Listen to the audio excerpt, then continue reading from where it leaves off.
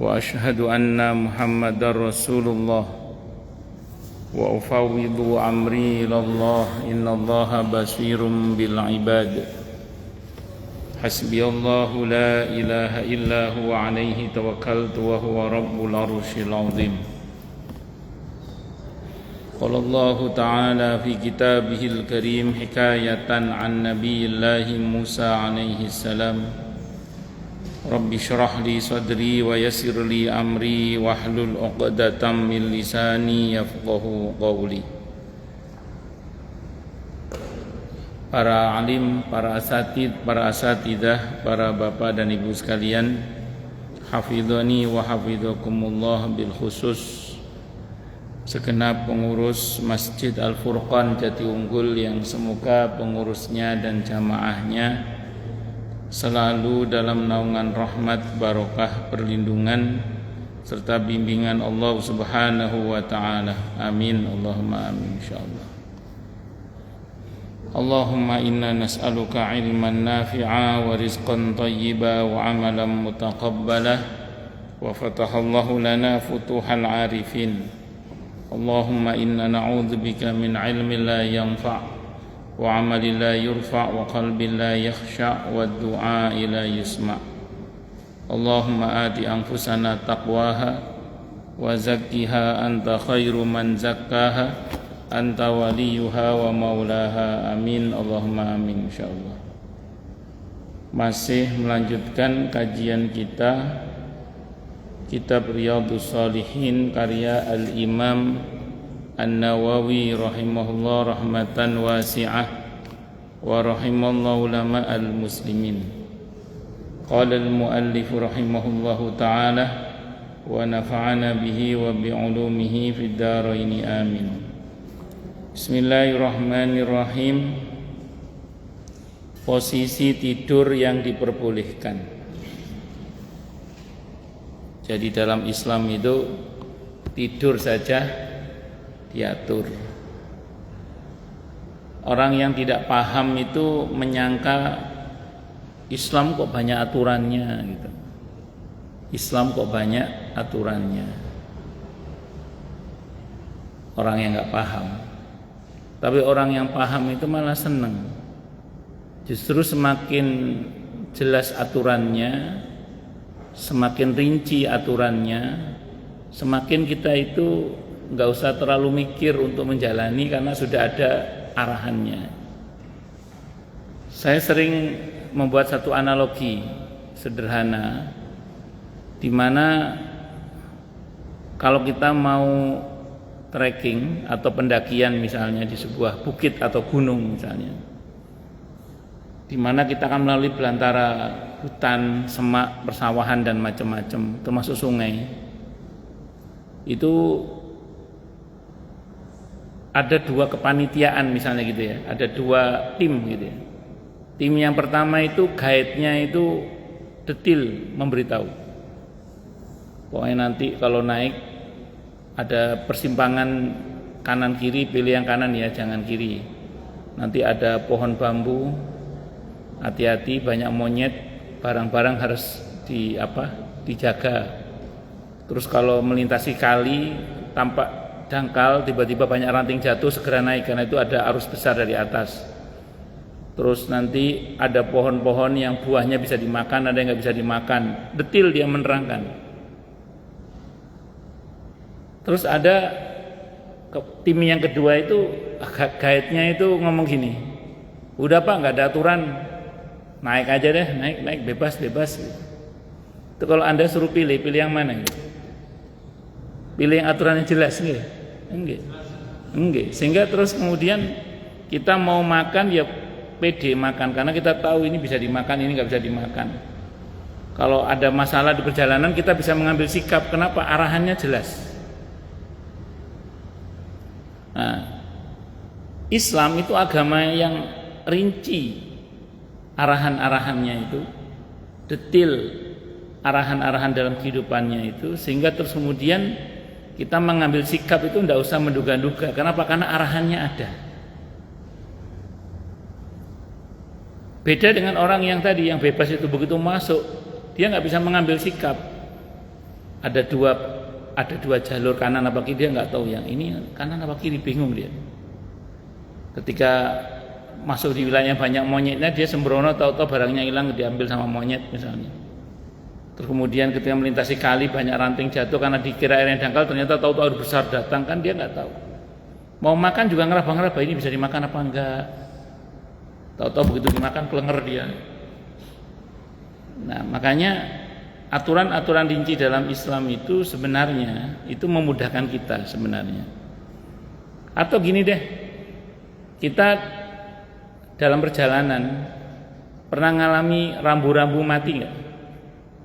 Enak mana, rambu-rambu mati apa rambu-rambu nyala? Iya, kalau rambu-rambu mati itu wabuh, semerawut itu. Ya Allah, artinya aturan-aturan itu kalau sedang berlaku dengan baik itu tentu menjadi lebih nyaman daripada kalau kemudian nggak berlaku itu. Maksudnya ya konslet listriknya sehingga kemudian nggak nyala lagi lampu rambu-rambunya itu dan seterusnya itu. Dan petunjuk-petunjuk arah apa itu sangat penting di dalam perjalanan itu seperti itu. Jadi itulah kenapa dalam Islam saya ulang tadi bahkan masalah tidur pun diatur. Walaupun aturan-aturan dalam Islam itu tidak semuanya hukumnya wajib gitu. Dan tidak semua hukumnya haram. Karena ada yang sifatnya sunnah, sifatnya makruh, sifatnya mubah, yang tidak punya konsekuensi dosa gitu maksudnya ya. Kalau haram dan wajib kan punya konsekuensi pahala dan dosa. Kalau makruh, sunnah, mubah itu kan tidak punya konsekuensi dosa, tapi punya nilai pahala. Jadi tetap aturannya lebih nyaman sebenarnya daripada kalau kemudian kita tidak diatur dengan detail atau rinci. Umat Islam saja ya saya kira yang ketemu dan berpisah, pengambilan sikapnya jelas. Assalamualaikum, waalaikumsalam, monggo, assalamualaikum, jelas. Yang sebelah atau sebagian orang mungkin dengan aneka penggunaan kata yang nggak jelas aturannya lah pokoknya. Allah, kalau diberi sikap kita harus bagaimana itu Islam mengajarkan juga. Alhamdulillah, terima kasih ya, masya Allah, barakallahu jazakallah, enak. Ada semua itu dalam Islam itu. Kalimat-kalimat, ungkapan-ungkapan itu diajarkan semua dalam Islam. Walaupun saya ulang sekali lagi, tidak semuanya wajib, tidak semuanya haram, karena yang ada juga ada yang sunnah, yang makruh dan yang mubah tadi itu. Bisa dipahami ya, insyaallah ya. Jadi saya ulang, rincian aturan dalam Islam itu justru untuk memudahkan kita sebenarnya, tidak untuk mempersulit kita. Kayak bab tidur ini enggak wajib hukumnya. Kalaupun ada larangan biasanya kadarnya makruh. Ini pilihan saja, cuman arahan-arahan Nabi ini mesti ada hikmahnya. Dan memang terbukti cara tidurnya Nabi itu cara tidur yang sehat memang. Bahwa sebagian kita ada masalah pada fisik sehingga tidak bisa seperti Nabi tidurnya, ya enggak apa-apa, tidak wajib hukumnya. Kayak miring kanan misalnya. Miring kanan kan ada sebagian orang itu kalau miring kanan itu entong-entongnya sakit. Karena lagi ada masalah. Ya enggak usah miring, enggak. Yang penting jangan tidur yang dilarang, yaitu tengkurap itu aja. Tapi ada masalah di mana tengkurap dibutuhkan karena ada sakit tertentu. Ya silakan aja, enggak apa-apa. Wong namanya juga ada hajat. Kalau ada hajatnya mendesak, yang terlarang pun menjadi boleh, apalagi larangannya sekedar makruh misalnya. Itulah dinamika hukum dalam Islam. Jadi Islam itu enggak kaku. Elastisitasnya itu ada, tapi elastis yang jelas ya. Bukan elastis yang sakar PDW, bukan. Elastisitas yang berkaidah lah, berdasar, bukan tanpa dasar. Allahu Akbar. Ya berapa banyak orang-orang yang tanya ke saya misalnya berkaitan dengan aturan-aturan dalam sholat ketika dalam kondisi-kondisi tertentu di mana orang sulit untuk sholat. Ya kaidahnya sederhana, idza dhaqat ittasa'at wa idza tasa'at dhaqat. Ketika dalam kondisi sempit aturan sholat menjadi mudah, dan ketika dalam kondisi yang lapang aturan sholat jadi ketat. Itu seperti itu. Nah tentu bagi sebagian orang yang nyatanya bermasalah secara kesehatan misalnya, ya aturan sholat jadi longgar Kenapa? Karena memang prinsipnya begitu dalam kaidahnya. Bukan ngarang, itu memang kaidahnya begitu. Kaidahnya begitu. Bukan mengada-ada, memang kaidahnya begitu. Itu seperti itu. Allah. Biasanya orang yang menganggap syariat Islam itu sulit, dia baru belajar azimah. Azimah itu aturan-aturan dasarnya. Tapi belum belajar rukhsahnya, keringanan-keringanannya. Di dalam Islam itu ada azimah, ada rukhsah. Azimah itu hukum asal. Nah, sementara kalau rukhsah itu keringanan-keringanannya itu. Dalam Islam itu keringanan-keringanan itu banyak dalam Islam itu. Cuman kadang orang itu belum sampai di bab keringanan, baru pada bab hukum asal, sehingga kadang seolah-olah mengamalkan agama itu sepaneng. Padahal keringanan-keringanan dalam agama itu banyak. Dan yang memberikan keringanan itu yang punya syariat. Siapa? Allah dan Rasulnya Muhammad sallallahu alaihi wasallam. Kalau di dalam fikih itu ada istilah likulli qa'idatin mustasnayat. Setiap ketentuan itu pasti ada pengecualian-pengecualiannya. Pasti itu. Pasti. Jadi prinsipnya setiap ketentuan pasti ada pengecualiannya. Itu rumus itu. Allah.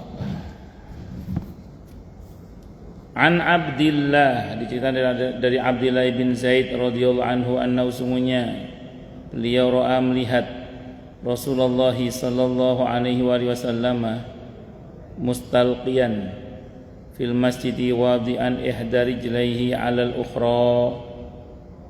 Jadi beliau pernah melihat Rasulullah sallallahu alaihi wasallam terlentang di masjid dengan meletakkan salah satu dari kedua kakinya pada kaki yang lain.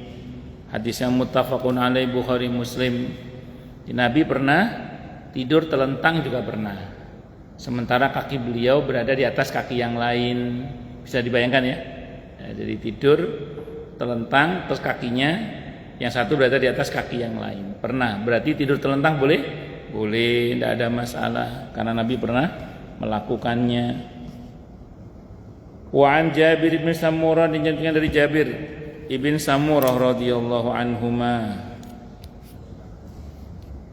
Qala, beliau berkata, kana nabiyyu, ada siapa an-nabiyyu, nabi kita Muhammad sallallahu alaihi wasallam, idza shallal fajr, apabila beliau salat fajar, tarabba'a fi majlisihi hatta tatlu asy-syamsu hasna'a.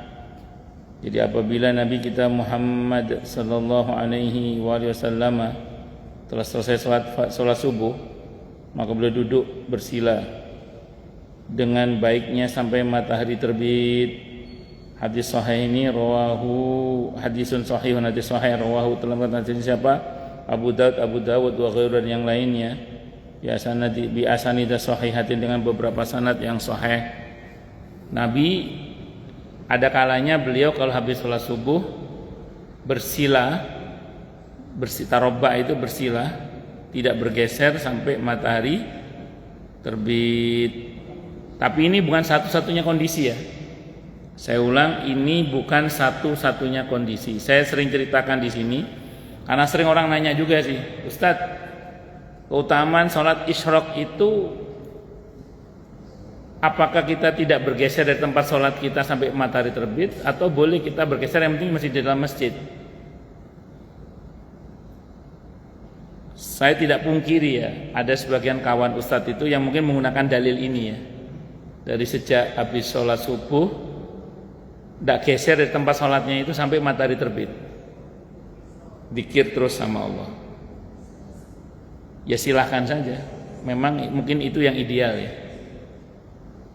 Tapi jangan salah, saya baca dalam kitab Ar-Rasul Al-Muallim karya Syekh Abdul Fattah Abu Ghuddah rahimahullah, sehingga saya hadisnya Sahih Muslim. Nabi itu enggak selalu begini kondisinya. Beliau itu malah sering yang tadi hadisnya itu, kata dalam riwayat itu, di masjid Nabi itu seusai sholat subuh itu ada 2 halaqah. Jadi seusai sholat subuh di masjid Nabi itu ada 2 halaqah. Halaqah itu lingkaran. Yang satu halaqah zikir, yang satu halaqah ilmu. Yang satu zikir, yang satu majelis ilmu. Ada 2 halaqah di masjid Nabi kita Muhammad sallallahu alaihi wasallam. Nabi puji dua-duanya dipuji oleh Nabi, dua-duanya dipuji oleh Nabi. Tapi Nabi memilih di majelis ilmu. Kata Nabi, karena saya seorang guru, saya pilih duduk di majelis ilmu, kata Nabi. Tapi dua-duanya berarti kalau bikin halaqah bergeser enggak berarti? Bergeser kan? Bikin halaqah. Berarti tidak apa-apa. Dapat keutamaan salat isyraq, dapat insyaallah. Tetap dapat. Wong Nabi melakukan kok. Satu. Yang kedua, dalam hadis Bukhari, seingat saya, sependek yang saya baca ya. Di antara kebiasaan Nabi kalau habis sholat subuh itu berbalik kepada para sahabat, ngasih pengumuman, di antaranya adalah apa? Siapa yang tadi malam di antara kalian mimpi, kata Nabi. Itu di antara kebiasaan beliau. Siapa yang tadi malam di antara kalian mimpi. Nabi itu kalau habis sholat itu kadang miring kanan, miring kiri, tidak menghadap ke jamaah, miring kanan, miring kiri. Menghadap itu kalau Nabi mau ngasih pengumuman. Nah ini masih mau ngasih pengumuman. Nabi menghadap ke arah jamaah. Siapa di antara kalian yang tadi malam mimpi, kata Nabi. Kalau mimpinya baik ceritakan, kata Nabi. Nanti saya takwil, kata Nabi. Kalau mimpinya buruk jangan cerita. Tapi kalau kata pensyarah hadis, maksudnya jangan cerita ke orang yang gak suka sama kita. Tapi kalau kita cerita sama ulama yang kita tahu atau sosok yang kita tahu insya Allah punya kemampuan menakwil, tidak apa-apa diceritakan. Atau kepada orang yang memang gak benci sama kita, tidak apa-apa diceritakan. Jangan diceritakan ke orang yang gak suka sama kita, maksudnya di situ itu. Tapi ada perintah dari Nabi kalau mimpinya buruk jangan diceritakan. Aukamakol wudu, sholat 2 rakaat berlindung kepada Allah. Itu begitu. Jadi kalau mimpinya buruk, wudu, sholat 2 rakaat berlindung kepada Allah. Kenapa begitu? Karena mimpi itu dalam hadis yang sahih disebutkan aukamakal 1 dari 46 cabang kenabian. 1 dari 46 cabang kenabian itu mimpi. Maka dalam Islam mimpi itu tidak boleh diremehkan. Kenapa? Salatnya. Salat sunnah mutlak. Salat sunnah atau mawon. Kalau waktu bangun tidur nggak sempat sholat, misalnya bangunnya mepet subuh, akhirnya kan qobliyah subuh ya. Di qobliyah subuh itu doanya tidak apa-apa. Di qobliyah subuh misalnya, di qobliyah subuh itu sholat, doanya di situ. Mohon pada Allah agar yang buruk-buruk jangan terjadi. Nah itu karenanya kemudian ada banyak orang itu dengan izin Allah mendapatkan solusi itu melalui mimpi. Sebagaimana ada orang mendapatkan masalah itu juga melalui mimpi. Itu semuanya ada dalam kisah Nabi Yusuf alaihissalam diantaranya. Fir'aun itu punya masalah dari mimpi itu. Fir'aun itu dijaga ketat oleh pasukan. Al-Quran menyebut Fir'aun itu Dzil Autad, punya pemilik pasukan yang kuat, dijaga dengan berlapis. Tapi Allah masukkan informasi melalui mimpi. Ya, kalau melalui mimpi siapa yang bisa menghalangi mimpi? Seorang anak kecil yang menggulingkan kerajaannya Fir'aun dalam mimpi itu ternyata adalah anak kecil dari Bani Israel, dan ternyata itu Nabi Musa. Dan ternyata Fir'aun dapat masalah yang melalui mimpi itu. Nah, sebagaimana nanti beberapa orang mendapatkan solusi melalui mimpi. Seperti 2 orang yang dipenjara bersama Nabi Yusuf itu, yang tukang peras anggurnya itu dapat solusi melalui mimpi itu. Nah, yang satu juga dapat masalah juga gara-gara mimpi itu. Yang dihukum Allah, yang tukang rotinya itu, tukang rotinya raja. Dan saya ketemu beberapa orang dengan izin Allah itu mendapatkan solusi dengan izin Allah melalui mimpi. Saya ketemu beberapa orang dengan izin Allah dapat solusi itu dengan izin Allah melalui mimpi, dengan izin Allah. Saya punya jamaah di Jatinegara Baru. beliau itu ada rasa sakit, ada sakit lah di dalam dirinya itu. Suatu saat beliau itu mimpi ketemu dengan Rasulullah Muhammad sallallahu alaihi wasallam. Makanya beliau nanya ke saya, ciri-ciri Rasulullah itu bagaimana Ustaz? Itu takutnya beliau salah gitu. Dalam mimpi itu Nabi bersama dua orang. Kata Nabi dalam mimpi itu ke orang ini orang baik, ini sakit ya, ayo kita operasi. Dioperasi dadanya itu dibelah dalam mimpi. Dalam hadis Sahih Bukhari, kata Nabi, siapa yang melihat aku dalam mimpi itu asli aku, karena setan tidak bisa menyerupai aku. Tapi tetap kalau beliau berpesan apa, ditimbang pakai syariat tetap. Dioperasi, dibersihkan itu dalam dadanya itu penyakitnya, ditutup lagi. Terbangun beliau itu ada terasa perih, di dada itu ada terasa perih, kayak habis dibelah, terasa perih. Tapi sejak itu sampai dengan cerita ke saya itu dengan izin Allah, yang dirasakan sakit itu hilang. Dengan izin Allah nggak punya rasa sakit lagi dengan izin Allah. Nah, itu namanya mendapatkan solusi dengan izin Allah melalui mimpi. Saya punya kawan satu pesantren dengan saya. Orangnya baik, baik orangnya. Ahli wudhu, pokoknya kalau batal wudhu. Dermawan orangnya itu. Teman saya satu pondok, orangnya baik, dermawan orangnya itu. Ahli wudhu orang. Itu beberapa hafalan surah dalam Al-Quran dan hafal beberapa kitab itu melalui mimpi itu. Saya tanya, "Sampean kok bisa begitu, gimana ceritanya?" Saya mimpi ketemu sama ayah saya, diajari ngaji dalam mimpi. Jadi ngaji sama bapaknya itu kiai, dalam mimpi, dan terbukti hafal memang dengan izin Allah. Allahu Akbar. Jadi ada orang itu ya dapat solusi dengan izin Allah melalui mimpi, dapat masalah kadang juga melalui mimpi. Maka dalam Islam mimpi itu tidak boleh diremehkan, karena itu 1 dari 46 kenabian. Nah, kalau mau tidur berdoa yang baik-baik, itu seperti itu. Karena Nabi berpesan mimpi itu 1 dari 46 cabang kenabian. Sampai di antara kebiasaan Nabi itu, siapa yang tadi malam mimpi cerita-cerita, itu di antara kebiasaan Nabi selesai subuh. Jadi ini keadaan tadi ini bukan satu-satunya keadaan, bukan. Jadi Nabi kadang mencontohkan tadi ngobrol dengan para sahabat tentang mimpi tadi. Kadang ada halaqah ilmu, kadang beliau juga bersikap seperti ini kadang. Semua tergantung dari kondisi, dan Nabi sendiri melakukan semua itu bermacam-macam supaya sahabat tahu bahwa selesai subuh itu bisa banyak aktivitas yang tidak wajib terkait dengan apapun yang dikerjakan di setelah sholat subuh itu. Karena kalau Nabi satu macam tok, ngerinya nanti dianggap wajib, padahal tidak wajib. Jadi Nabi itu sengaja kadang berbuat macam-macam amalan, maksudnya itu supaya orang tahu, oh ternyata selesai sholat subuh itu tidak satu macam amalan Nabi, pertanda bahwa itu tidak wajib. Jadi kita boleh macam-macam. Ngoten nggih, bisa dipahami insyaallah nggih. Nah, itu diantaranya. Tapi kalau Anda mau ngamalkan ini bagus, dan memang ini kalau diamalkan betul ya memang enggak ada khilaf, memang pasti insyaallah dapat pahala, insyaallah mendapatkan keutamaan isyraq haji dan umroh sempurna.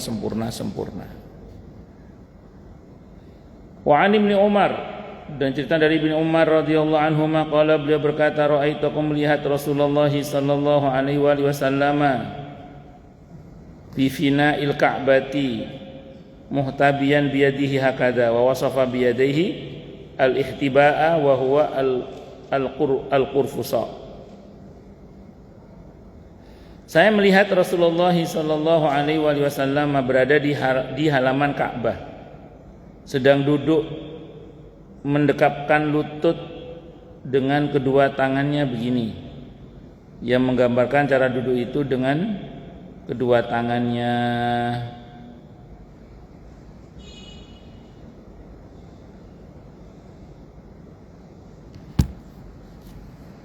Kebayang nggak? Nggak kebayang ya? Kebayang apa? Cara duduknya Nabi ini kebayang nggak? Yang saya pernah ngaji itu bentuknya gini. Kalau yang saya pernah ngaji itu bentuknya sebentar nih. Yang pernah saya ngaji itu bentuknya gini.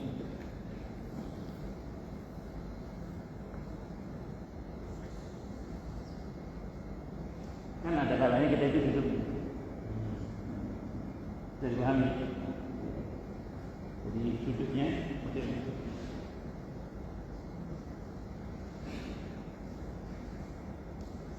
Tapi kalau saat ada khotib berkhutbah, duduk cara begitu itu makruh. Ada yang mengatakan ada larangan. Kalau pas khotib berkhutbah, itu menunjukkan bahwa duduk yang boleh itu diantaranya begitu. Duduk yang boleh itu.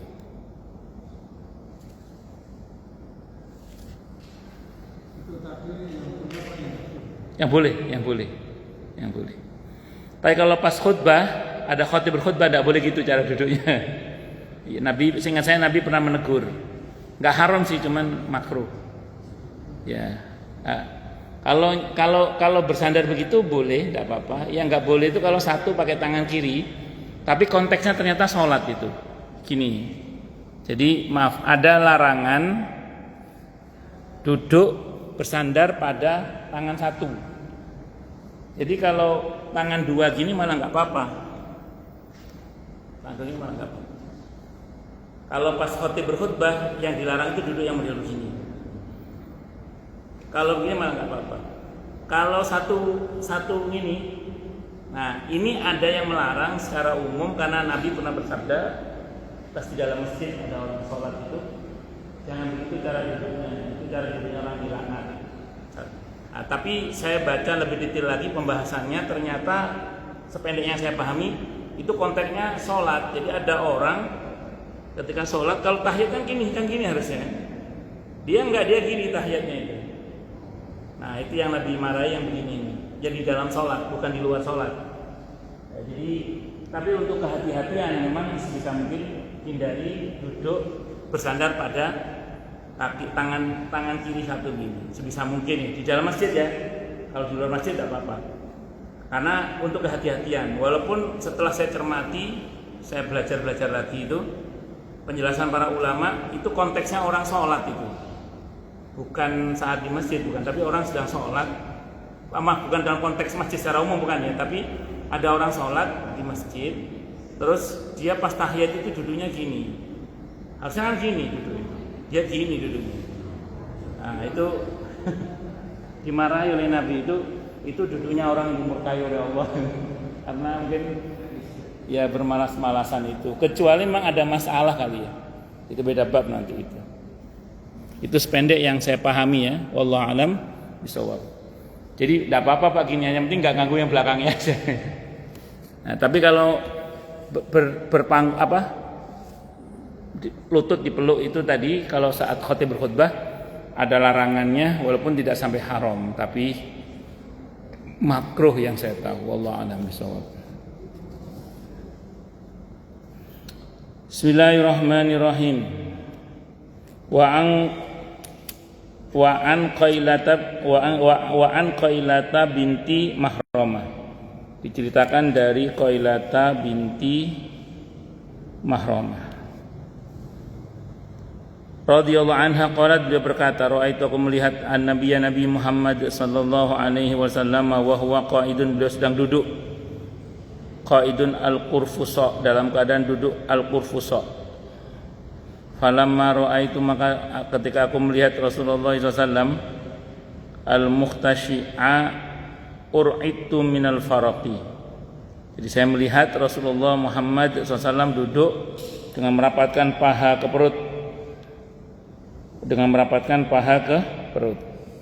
dan mendekapkan tangan ke betisnya. Ketika saya melihat Rasulullah Muhammad SAW duduk dengan khusyuk, saya merasa cemas untuk meninggalkan beliau. Hadisnya riwayat Abi Dawud dan At-Tirmidzi. Jadi kalau tadi kan agak direnggangkan lututnya, betisnya. Nah, kalau ini bahkan sampai dirapatkan ke perutnya, pahanya itu. Jadi kalau tadi dikatakan, kalau tadi kan memeluk betisnya begini, kalau yang memeluk kakinya itu tadi seperti yang saya contohkan tadi itu Kalau ini malah sampai rapet apa?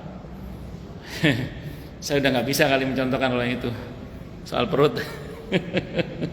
Kalau yang bisa monggo silakan Pak Diro, monggo jadi coba Pak. Jangan gimana? Coba sampai rapet ke perut. Nah, kira-kira gitu. Iya enggak, kalau saya enggak jelas. Sebentar nih, kalau saya membayangkan saja ini, saya dulu pernah dicontohkan oleh guru saya terkait sifat duduknya Nabi itu. Kalau saya enggak salah itu antara ada posisi mana Nabi itu, ya rapat ini, kalau saya udah faktor terus, jadi sampai rapat. Kalau Nabi karena langsing, jadi bisa. Kalau saya jadi sudah rapat. Kalau tadi kan ini, nah, kalau itu sampai rapat. Allah pernah begitu. Kalau murabba duduk bersila itu masuk dalam kategori duduk ibadah sebenarnya. Iftirash, tawarruk, tarabbu itu bersila. Kita ada yang mengatakan jenis duduk ibadah.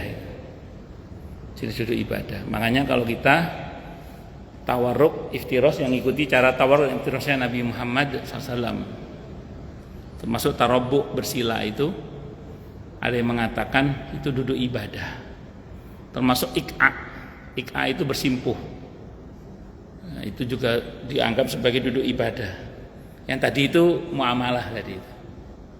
Nah, artinya kita bebas mau duduk dengan model bagaimana, yang penting tidak pada hal yang dilarang tadi. Dilarang tadi pas sholat orang bersandar pada satu tangan kiri itu.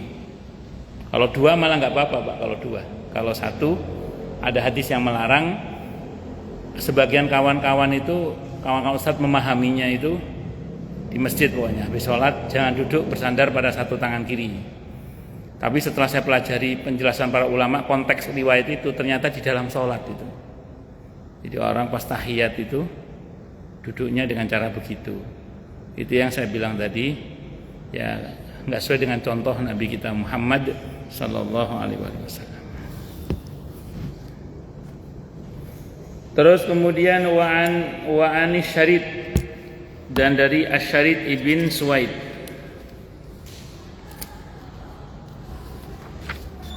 Radhiyallahu anhu qala, beliau berkata, marrabi, lewat bersamaku siapa Rasulullah sallallahu alaihi wasallam, atau berjalan bersamaku siapa Rasulullah Muhammad sallallahu alaihi wasallam, wa ana jalisun hakada, dan aku duduk dalam keadaan duduk seperti ini. Waqad wada'tu yadi al-yusra khalfa dhahri, dan aku meletakkan tanganku yang kiri di belakang punggungku. Ini yang ini ya. Wattaka'tu ala ilyati yadi faqala ataqudu qi'datal maghdubi alaihim. Jadi kata beliau, ketika beliau duduk bersandar atau meletakkan tangan kiri ke belakang dan saya bersandar pada telapak tangan, kemudian beliau bersabda, mengapa kamu duduk seperti duduknya orang yang dimurkai atau dibenci oleh Allah. Hadis riwayat Abi Dawud dengan sanad yang sahih. Ini yang saya terangkan tadi ya. Jadi gini, kalau lihat dari teks yang ini memang, dan ini konteksnya sependek yang saya tahu di dalam masjid, kaitannya dengan sholat. Kalau kita himpun beberapa riwayat tentang ini ya, karena saya alhamdulillah masya Allah sudah saya pelajari. Nah, memang secara umum kalau bisa, ini secara umum kalau bisa, khusus di dalam masjid terutama dalam konteks kalau kita habis sholat itu jangan duduk dengan cara seperti itu. Yang tadi bersandar dengan tangan kiri di belakang di belakang punggung tadi itu. Yang saya contohkan tadi itu ya. Jadi jangan usahakan jangan sampai duduk begini, itu jangan sampai kalau bisa. Hindarilah sebisa mungkin. Walaupun setelah dihimpun oleh beberapa ulama sependek yang saya pelajari, yang saya pernah ngaji itu hadis-hadis yang berkaitan dengan itu ternyata konteksnya sholat itu konteksnya. Jadi konteksnya itu sholat, konteksnya itu. Jadi kalau dalam sholat itu jangan begitu. Itu seperti itu. Nah, kalau di luar masjid ada yang mengatakan tidak ada masalah. Cuman kalau sikap saya secara pribadi ya, karena ada larangan dari Nabi dengan beberapa redaksi, nah, saya menyimpulkan itu babnya masalah di dalam sholat. Namun di luar sholat pun kalau bisa tetap dihindari. Nah, sama dengan gini. Begini boleh nggak? Kita duduk atau bisa boleh gini. Ada larangan nggak dalam hadis tentang ini? Ada. Kapan? Ketika menanti sholat. Ketika menanti sholat. Kalau nunggu angkot gini boleh nggak? Boleh. Nah, cuman karena ini ada larangan dari Nabi, saya pribadi mengambil sikap untuk nggak gampang beginilah. Jadi larangan ini berkaitan dengan menanti sholat. Karena ini orang selama menanti sholat itu kan dianggap di dalam sholat. Sementara ini kan milik agama sebelah kan begini. Begini loh kan milik agama sebelah begini. Nah, makanya terus kemudian Nabi melarang. Nah, kalau nunggu angkot boleh nggak gini? Boleh, tidak ada masalah. Boleh. Cuman karena ada larangan dari Nabi, saya itu lebih suka nggak begini gitu. Kadang lupa, kalau ingat saya gini lagi. Kalau di luar sholat maksudnya. Kalau menanti sholat, memang jangan betul jangan. Ada larangan. Jadi kalau kita mau sholat, menunggu sholat, jangan menyilangkan tangan begini. Bisa dimengerti nggih insyaallah nggih? Ya itu seperti itu. Nah, sama dengan tadi duduk dengan tangan kiri di belakang. Itu konteksnya di dalam sholat yang saya pahami, yang saya ngaji itu begitu. Seluas-luasnya di dalam masjid seusai sholat terutama. Seluas-luasnya pemahaman. Kalau di luar itu rapat RT, tidak ada masalah. Ngobrol sama keluarga, tidak ada masalah. Cuman karena ada larangan, kalau saya berusaha tetap menghindari, berusaha semampu saya. Kadang ya lupa juga. Ya kalau ingat nggak gitu lagi. Kalau ingat nggak gitu lagi. Walaupun saya tahu batasan larangannya gitu. Nah sama dengan gini nih. Nah ini larangannya dibatasi ketika menanti sholat. Ketika menanti sholat. Kalau tidak menanti sholat, tidak apa-apa begini. Nah, cuman karena ada larangan, saya berusaha menghindari begini ini. Secara umum saya hindari. Kadang lupa begini, ya tidak apa-apa. Kalau ingat saya ginikan lagi. Tidak apa-apa sih di luar sholat. Itu. Nggih.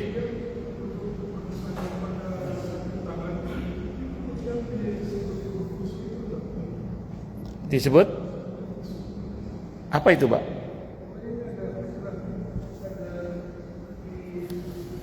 Oh, di yang sarahnya ya. Apa sarahnya katanya? Bisa dibacakan?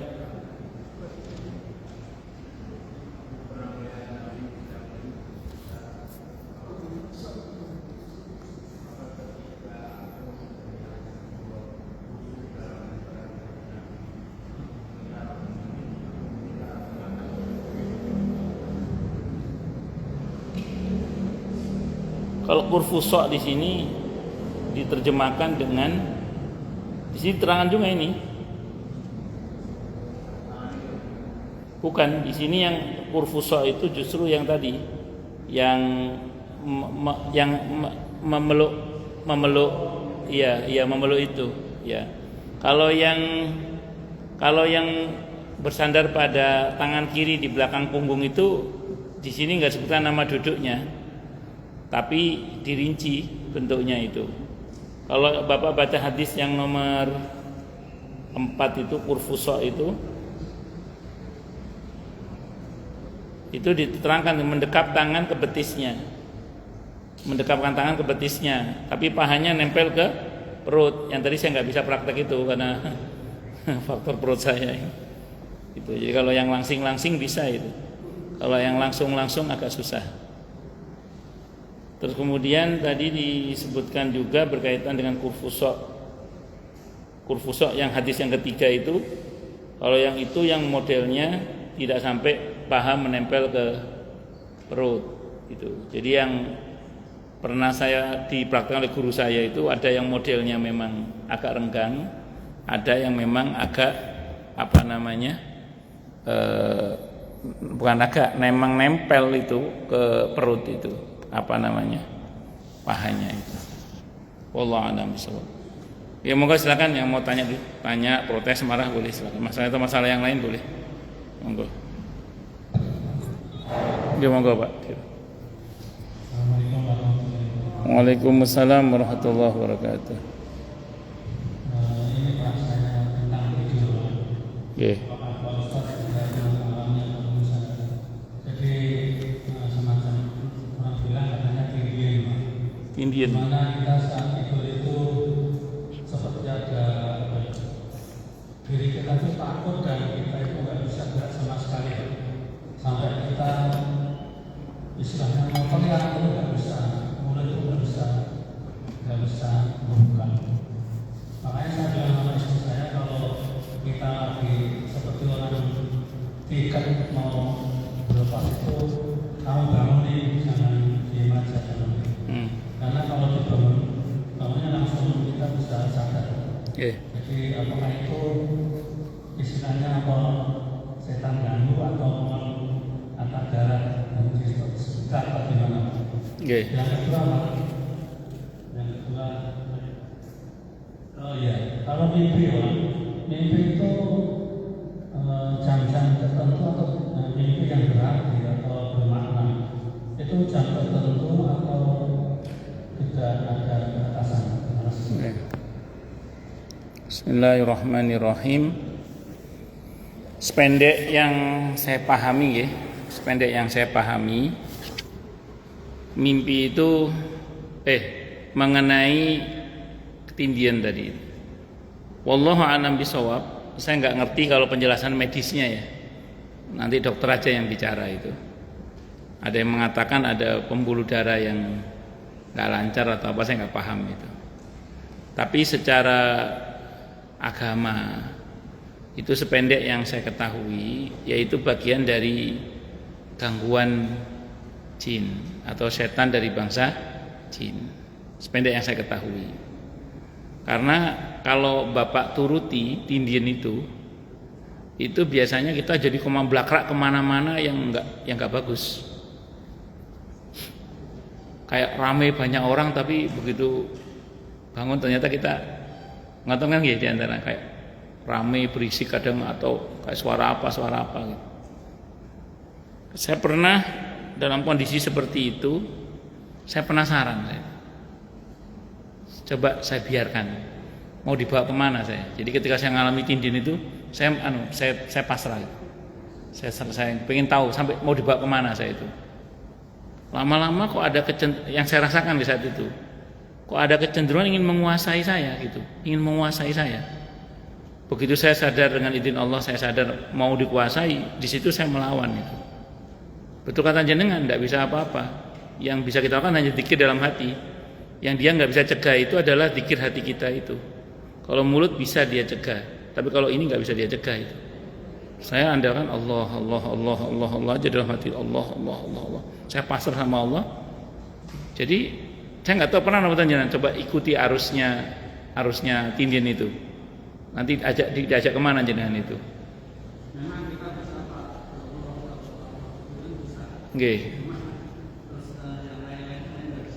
Nggih, pasrah aja. Ya, makanya kalau sependek yang saya pahami itu bagian dari gangguan itu. Makanya kalau bisa tidur itu doa jangan lepas, ngoten. Wallahu a'lam bishawab. Saya pernah coba saya ikuti itu, Pak. Saya penasaran. Mau dibawa kemana sih saya itu? Saya penasaran saya ikuti. Terus lama-lama loh, ini kok ada kecenderungan ingin menguasai gitu loh. Di saya itu kayak mau ditutup, itu mau dikuasai gitu. Itu saya nggak mau saya itu. Begitu kayak ada indikasi mau dikuasai, saya lawan itu.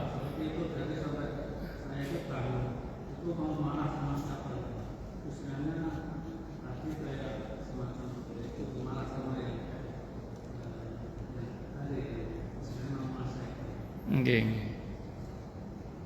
Wallahu a'lam bishawab. Nggih. Monggo yang lain silakan. Yang kedua tentang mimpi.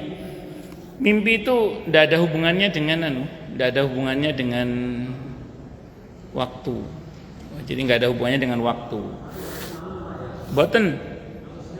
Nggak ada hubungan dengan waktu, nggak ada. Nggak. Kalau dalam aturan syariat yang saya pahami, itu erat hubungannya dengan begini, mimpi yang benar itu begitu kita bangun, kita bisa bercerita dengan sangat baik tentang mimpi itu. Jadi nggak ada hubungannya dengan waktu, mau siang, mau pagi, mau malam, nggak ada hubungannya.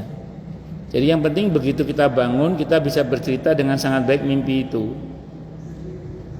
Dalilnya mana Ustadz? Surah Yusuf. Di surah Yusuf itu semua orang yang mimpi dalam surah Yusuf itu bisa bercerita dengan sangat baik isi mimpinya itu. Raja, Nabi Yusuf sendiri, raja, 2 orang yang penjara bersama Nabi Yusuf itu raja itu belum masuk Islam dia, tapi mimpinya bisa benar. Yang di penjara bersama Nabi Yusuf yang satu jahat itu, yang bagian roti itu, tukang roti itu jahat ya. Itu aja mimpinya bisa benar, dan mimpinya itu nggak ditentukan waktunya. Yang penting begitu bangun bisa bercerita dengan sangat baik mimpi itu. Wallahu a'lam bishawab. Terus pesan saya gini, dulu saya ketika masih di pesantren ya diingetin, kalau mimpi misalnya dikasih hafalan kayak Al-Quran atau apa gitu ya dalam mimpi, begitu bangun jangan tidur lagi. Kalau tidur lagi lupa biasanya. Gitu. Jadi misalnya jenengan diajari orang baca Al-Quran sampai hafal dalam mimpi misalnya nih, maka sebisa mungkin jangan sampai tidur lagi begitu bangun, tapi terus ngoten nggih, terus melek, karena kalau tidur lagi biasanya lupa biasanya. Wallahu a'lam bishawab. Monggo yang lain silakan kalau ada. Nggih.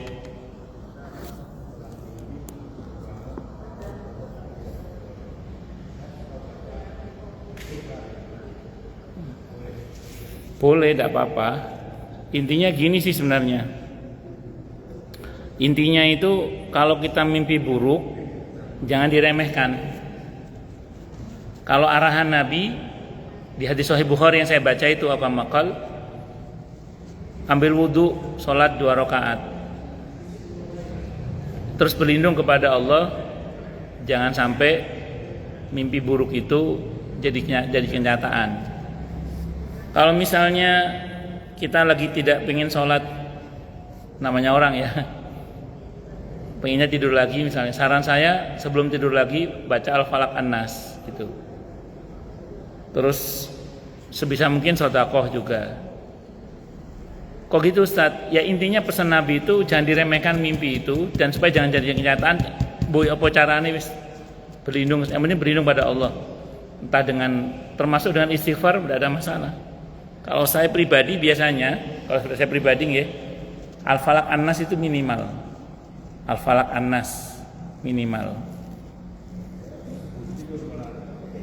Oh iya itu iya, enggak, maksudnya kalau mimpi yang kurang bagus itu Al-Falaq An-Nas. Terus saya biasanya meludah ke kiri dikit udah gitu. Takutnya itu godaan setan. Karena kan sihir itu juga bisa melalui mimpi, sihir itu. Wallahu a'lam bishawab. Jadi mimpi itu pokoknya intinya gini deh, dalam Islam kita tidak boleh meremehkan mimpi. Kan banyak orang yang bilang Allah hanya bunga tidur. Enggak juga kalau memang itu kita bisa menceritakan dengan sangat baik mimpi itu. Kecuali kita lupa, bangun tidur lupa. Tadi mimpi apa ya? Lupa ya. Enggak ada dasar takwil itu deh. Tapi kalau kita khawatir, Al-Falaq An-Nas paling tidak. Kalau idealnya ambil wudu, sholat 2 rakaat, berlindung kepada Allah. Itu yang ideal. Kalau bangun pas subuh, ya sholatnya qobliyah subuh itu dah. Qobliyah subuh itu jadikan sebagai sarana untuk berlindung kepada Allah. Minimal Al-Falaq An-Nas kalau saran saya. Terus sedekah kalau bisa. Sedekah itu bagian dari cara untuk mencegah bala itu. Ngoten nggih? Wallahu a'lam bishawab. Monggo yang lain silakan kalau ada.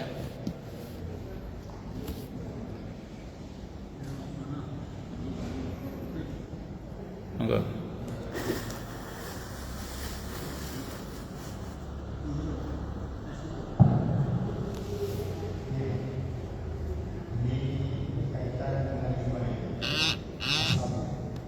Berkaitan dengan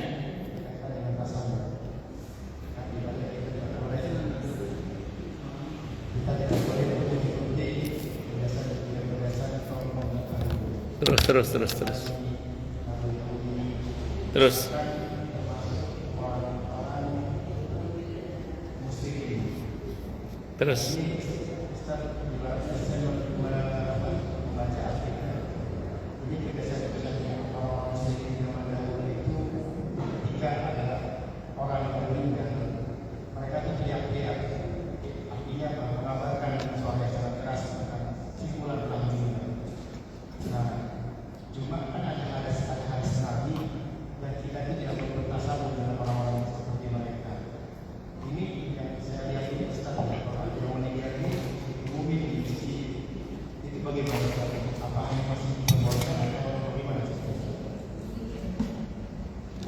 Baik.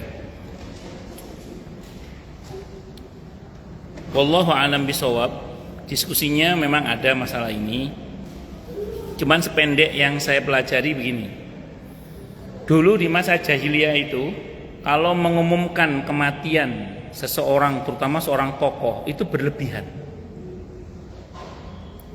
Jadi mereka itu mengumumkan kematian seorang tokoh itu berlebihan dulu di masa jahiliyah itu. Itu yang dilarang oleh Nabi kita Muhammad sallallahu alaihi wasallam. Tapi mengenai mengumumkan saudaranya yang meninggal itu justru disyariatkan. Kok bisa begitu Ustaz? Ini rumus ya. Saya baca dalam di antaranya hadisnya itu Bukhari, bahkan yang lebih rinci itu saya temukan di dalam Fikih Sunnah Said Sabiq di buku kita itu. Yang lebih rinci. Saya baca di Riyadhus Shalihin juga. Saya baca di Fikih Sunnah itu lebih rinci di Fikih Sunnah itu. Suatu saat Nabi itu ziarah Baqi. Nabi itu ziarah Baqi. Hadisnya Bukhari, Muslim hadisnya. Pas ziarah Baqi, Nabi ngeliat ada kuburan baru. Ada kuburan baru. Kata Nabi, ini kuburan siapa? Kata Nabi. Kok saya nggak diberitahu? Nah itu. Berarti apa itu? Sunnah memberitahu. Ini saya kok nggak diberitahu? Terus kemudian kata para sahabat, dia tukang sapu masjid ya Rasulullah. Karena saat itu Anda lagi puasa, istirahat, kita nggak beritahu panjenengan, kita langsung urus jenazah, kita makamkan. Kata Nabi, lain kali beritahu saya. Karena sholat saya untuk jenazah muslim itu menjadi syafaat baginya dengan izin Allah tentunya. Maka perintah Nabi memberitahu itu kan mengumumkan. Jadi justru diumumkan itu menjadi satu hal yang disyariatkan karena supaya banyak yang menyolatkan jenazahnya juga, termasuk Rasulullah Muhammad SAW. Nah, ketika Raja Najasyi wafat itu diumumkan juga sampai Nabi salat gaib. Di mana itu salatnya? Di masjid kan? Diumumkan di mana coba itu? Ketika muslimin berkumpul itu, ini Raja Najasyi wafat kita. Jadi dalam konteks yang sederhana tidak ada masalah. Jadi konteks yang dimaksud Nabi larang itu adalah karena dulu orang jahiliyah itu ketika mengumumkan seorang tokoh itu berlebihan gitu loh. Ada sikap berlebihan. Mungkin disertai dengan ratapan atau apa gitu. Wallahu a'lam bishawab. Berlebihannya itu yang. Nah, terus ada rumus. Ini rumus dalam Islam. Berbeda sedikit sudah berbeda hukum. Dalam Islam itu berbeda sedikit sudah beda hukum. Dulu orang-orang musyrik dia berkumis, dia berjenggot gitu dulu. Untuk membedakan kata Nabi tipiskan kumis. Ketentuan tipis itu dasar kulitnya terlihat. Saya masih terlihat di dasar kulitnya ini. Dasar tipiskan kumis, panjangkan jenggot dulu itu. Untuk berbeda dengan orang-orang kafir saat itu. Jadi beda dikit beda hukum. Dan hadis tentang man tasyabbaha biqaumin fa min hadisnya dari Abi Dawud itu betul ada yang mensahihkan tapi ada yang mendhaifkan juga. Karena ada hadis sahih Bukhari di mana Nabi itu pernah meniru gaya sisirnya Ahlul Kitab. Nabi itu dulu pertama gaya sisirnya kata Ibnu Abbas itu dengan gaya sisir ala orang-orang musyrik Mekah. Terus kemudian beliau begitu di Madinah Okamakal bergaya dengan gaya sisirnya orang-orang Ahlul Kitab. Jadi gaya sisirannya Nabi kita Muhammad SAW. Saya lupa itu bentuknya. Ada yang mengatakan belah tengah, ada yang mengatakan terus sisir ke sini. Saya lupa itu, mohon maaf, agak lupa saya. Tapi ada dalam hadis Sahih Bukhari itu. Jadi bentuk sisiran saya lupa, tapi di hadisnya itu Ibnu Abbas menceritakan Nabi tadinya gaya sisirnya itu meniru gaya sisirannya orang-orang musyrik Mekah. Begitu di Madinah, pendek yang saya tahu itu Nabi berubah meniru gaya sisirannya orang-orang ahlul kitab yang ada di Madinah saat itu. Nah, jadi menunjukkan bahwa riwayat tentang tasyabbuh di situ itu kalaupun dipaksakan sebagai hadis yang sahih, itu yang lebih kepada spesifik menyerupai ajaran agama tertentu. Itu seperti kalau dalam konteks yang umum kayak pakai celana, pakai baju, tidak ada masalah, yang penting nutup aurat. Ini baju yang saya pakai, yang Ustaz Muharram pakai, yang jenengan pakai, ini baju Islam apa baju tradisi bangsa tertentu sebenarnya? Ini baju koko kan namanya kan? Cina. Jenengan kurta ya, kurta. Kurta itu India, Pakistan, India. Amitabh Bachchan pakai baju kayak gitu juga. Nah, ngoten. Tapi tidak ada masalah. Yang penting kita nutup auratnya itu. Seperti itu. Wallahu a'lam bishawab. Ngoten nggih? Nggih.